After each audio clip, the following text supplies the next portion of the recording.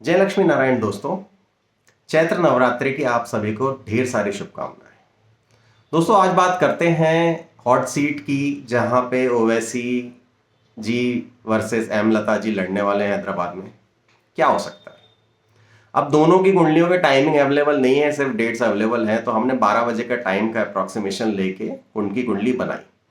अब इससे क्या होता है कि एटलीस्ट जो ग्रह संयोग है वो पता चल जाते हैं कि इस समय क्या चल रहा है और गोचर में क्या चल रहा है, इसका आप अंदाजा लगा सकते हो। ओवैसी जी की बात करते हैं। ओवैसी जी की कुंडली राजयोग वाली है। सूर्य और शनि का नीच नीच भंग योग बना हुआ है। सूर्य जो है वो उच्च के हैं, शनिदेव जो है वो नीच के हैं।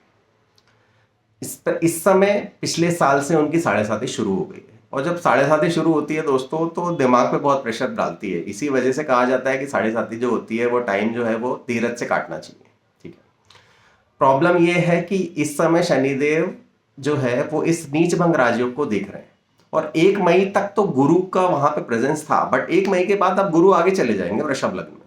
तो जब वृषभ लग्न में मूव कर जाएंगे तो ये जो नीच भंग राजयोग है इसको अब शनि देखना शुरू कर देंगे, और इस वजह से क्या होगा कि इस राजयोग का इफेक्ट जो है वो खत्म हो जाएगा।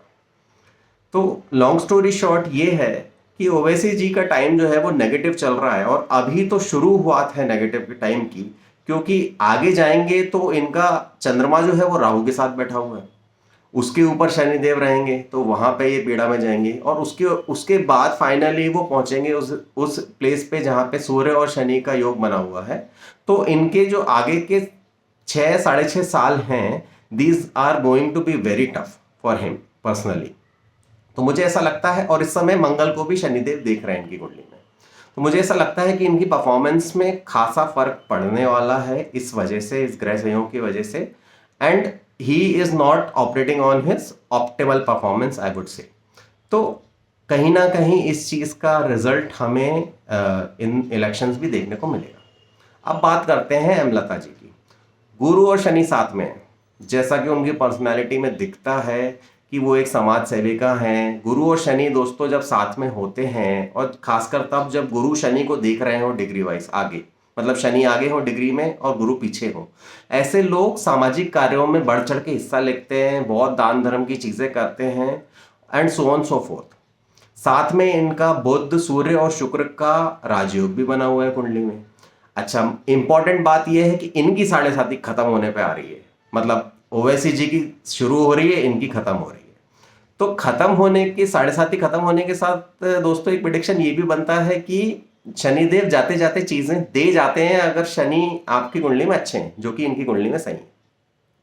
तो फाइनल वर्डिक्ट मुझे ऐसा लगता है कि मुकाबला कांटे का होने वाला है। प्रैक्टिकली हम सबको पता है कि मेजोरिटी में ओवैसी जी हैं, उनके जीतने की प्रोबेबिलिटी ज़्यादा है, बट ग्रह सहयोग वाइज मैं ज़रूर ये बोलूँगा कि it is a 60-40, where 60 there is a chance of 60% chance of एमलता winning this election, and there is a 40% chance of Owaisi ji winning this election.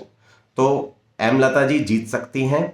और एक इंपॉर्टेंट ऑब्जर्वेशन एमलता जी की कुंडली में यह है कि उनका केतु और चंद्रमा है साथ में। ओवैसी जी का राहु चंद्रमा है। अब राहु चंद्रमा वाले बाय हुक और क्रुक चीजें जानना करवाना जानते हैं। केतु चंद्रमा वाले जो लोग होते हैं वो बहुत ज्यादा डिटेल ओरिएंटेड होते हैं। तो ऐसे लोग साइंटिस्ट बनते हैं, पुरातत्व विभाग में जाते हैं, खनन करते हैं, चीजें खोद के निकालते हैं। आपने she has been trying hard, and ये इनके नेचर में है। और अगर इन्होंने इस चीज को ठीक से फॉलो किया, then sky is the limit for her. I wish her all the best, and all the best to Owaisi ji as well, but this is my prediction. Thanks a lot. जय लक्ष्मी नारायण दोस्तों, मिलते हैं अगले नेक्स्ट वीडियो में। तब तक आप मेरे चैनल को लाइक, शेयर, सब्सक्राइब कर लीजिए। Thank you.